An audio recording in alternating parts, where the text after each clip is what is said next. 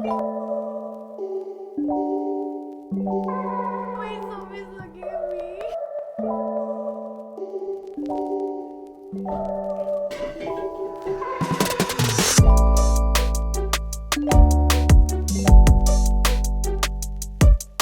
Welcome back to our channel. Hi, my name is Angel. I'm Gavin. So today's video, it's gonna be very exciting. It's not like our other videos is not exciting, but this in particular, we're also showing you creative photos for holidays. In this video, we did two types of photo shoots. My preferred one, going outside and doing an outdoor photo shoot since it's kind of the festive time. Christmas is this week. This is showing like some quick, easy tips. Like it's not a super advanced thing. It's just something that everyone can go out and do. Just like a fun little photo shoot in the snow. I'm not sure if Gavin actually mentioned, but we're gonna do both outdoor and indoor photos. Yes. I think this is also a fun idea since we've been doing this ever since. Yeah, very early on in our relationship. You were like my muse, my model. Yeah. Even though I'm ugly. No. Shit. Ow! I'm pretty. Yeah. You hit me too.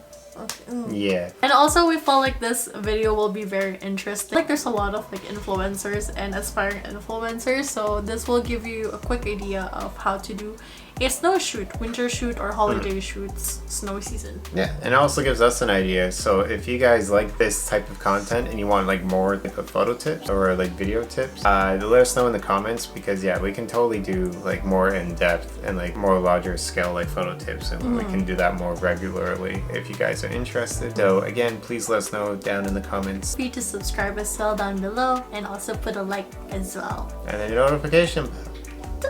Please animate a bell in my hand. Otherwise that looks really weird. Number one tip, despite having a great camera, great lighting, poses can make a difference with your photos. Like it's really important to know about your poses and also to know the aesthetic or the vibe of like your photo shoot. So in this case, since we're gonna do like a Christmassy, holiday, winter, snowy vibe aesthetic kind of photo, I love to look at Pinterest to see what vibe I wanted to see. It doesn't hurt to save or pin the photos that you wanted to achieve, so that when you're on the photo shoot, you don't get lost. It doesn't matter how high of a level your camera is. Like you don't need the fanciest of cameras. The best equipment you can use is always the equipment you have on hand. So the best camera you have is your phone. You can still use some of these elements with the phone.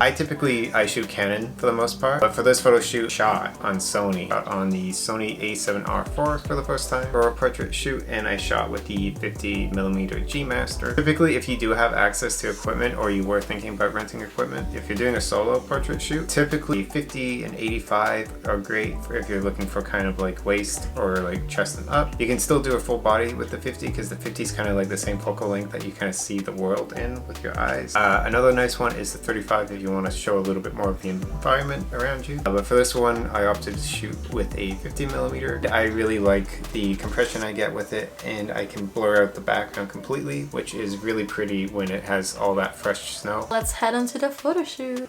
Boop.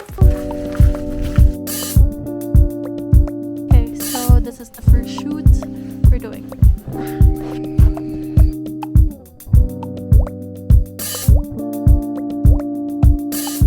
So for our very first shoot, we actually just went to the closest park nearby, and we were actually lucky enough that there was actually snow.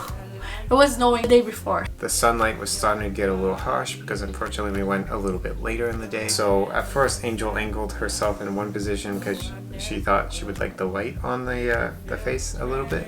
So all I did there was kind of backlight Angel, or backlit her. Yeah. So I had her move to where the sun was coming down, so the sun was hitting the back of her. So I was actually getting a nice kind of backlight on the hat that she was having and kind of on her shoulders a little bit. But since it was still like midday, the lighting was pretty strong, so even being in the shade, she was lit really well. But what I get there is I get this really nice golden look in the background. So that's how I'm creating separation in the photo. So Angel also kind of initially started with her back right against the railing of the bridge. So unfortunately I wasn't able to back up that much, so I couldn't get as much separation as I would have liked. But what I had her do is, since I was shooting on a 50mm, I had her step away from the railing of the bridge, because even with a 50 you get a little bit of compression where it kind of brings the background into the shot. But quickly I realized like I couldn't find an angle where the lighting looked flattering. It just looked a little harsh because everywhere else the lighting was pretty even because of the shade. Okay, so for our next shoot, it will be the action shot of me throwing the snow. Yeah, because they're like stereotypical like winter time photos, but they're always fun. They're fun for a reason. It's to have a nice laugh. What we had to do is she kind of just built it up, and then she just threw it up in the air, and then it just makes like a cloud of snow coming down. So for this, you definitely don't want to shoot in a single shot because unless if you're really great at timing to getting that money shot.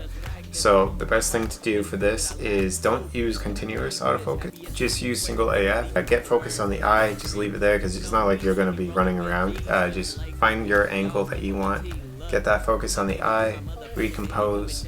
And then you'll be able to switch to burst mode. So shoot as many photos as you can. And then you just have her count down. So 1, 2, 3, throw it, and as soon as she kind of starts to throw it, you can hold down the trigger, and then you're taking multiple photos, so that way you have a higher chance of landing your keeper. Okay, so for the next shot, we actually use some props that we actually bought from Dollarama. So in particular, bought like the wreath. So we actually use it like a framing on the lens. So if this is the wreath, we actually put it like here. Yeah, so that technique, as Angel was saying, is natural framing, where you just use the environment. I love it in sports photography.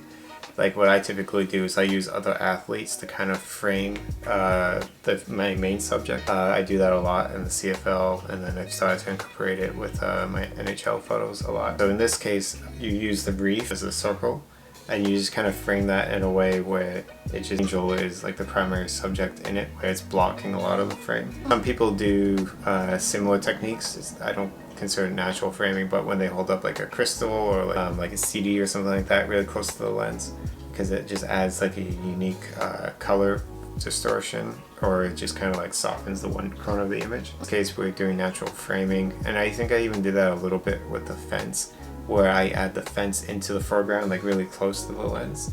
That way it's kind of blocking like, say like that much of the lens. But since it's so close, it's out of focus. But then it's kind of meaning this side of the frame is what is visible. Let's go to the indoor. So right now we're actually in a different location. We're indoor.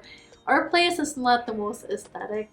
Yeah, it's too crowded. Our furniture is a little too big for it, so we're having to move things around. So we're going to see what we can do, but it just shows if we can use a space this small and we can get some decent photos. Hopefully we get some decent photos. No, we're cutting this from the video.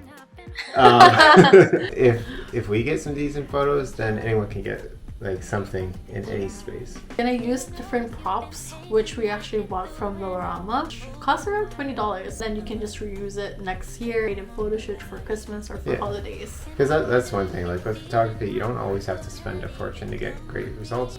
Just get like any tiny little prop, and then if you just use it in a creative way, then that's all you need. For this indoor shoot, I think that's very important is to have a camera, of course. Either you use your iPhone or any types of phones, or your camera, and also a good light source. Yeah, lighting is one of the most important elements.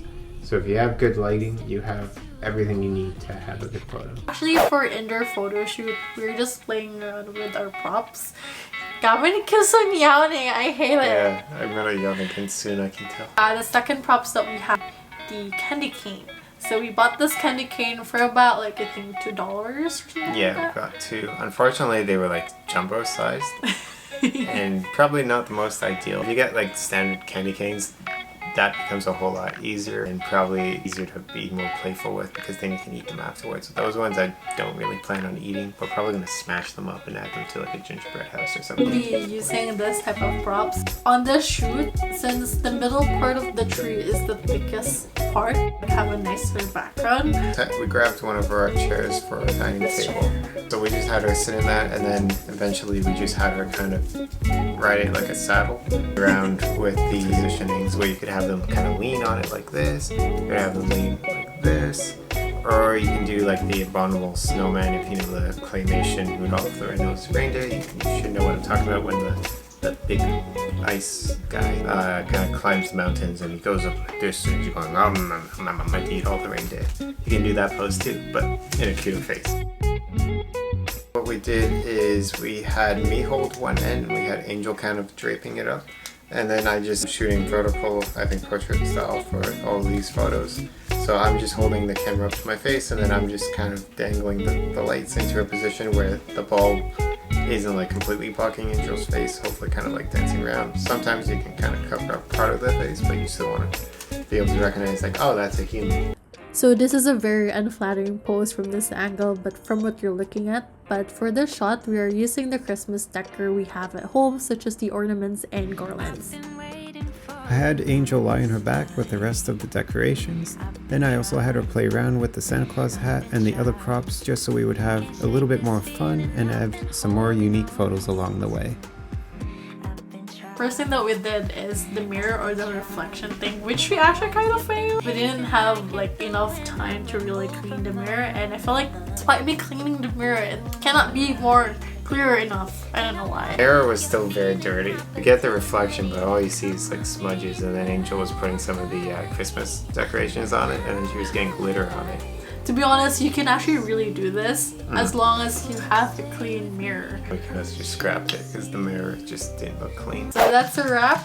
That's the end of the video. Honestly, if you want to get like more in-depth, more photo tips, just let us know again in the comments, and we'll do more photo-centric. Thank you again for watching, and if you like this video, please feel free to also subscribe below. It will help us grow our channel. Please, thank you very much. You have a great Christmas. Happy holidays. Stay safe. Bye. Bye. Oh, there's a fluff. Caught it. Oops. Boop. Boop.